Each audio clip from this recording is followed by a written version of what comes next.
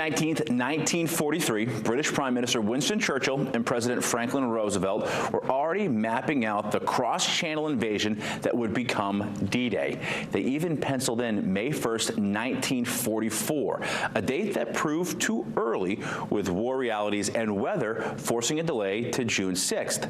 Strategy meetings in Washington and London and here in Maine. Anxious families followed every headline while young men drilled, shipped out, and prepared for something they knew would be massive but couldn't quite imagine. D-Day wasn't just a turning point in Europe, it shaped lives in every town that sent someone to serve. And it still matters because it reminds us how victory depended on unity and urgency, exactly what Churchill warned about, that a long war could wear people down and split allies apart.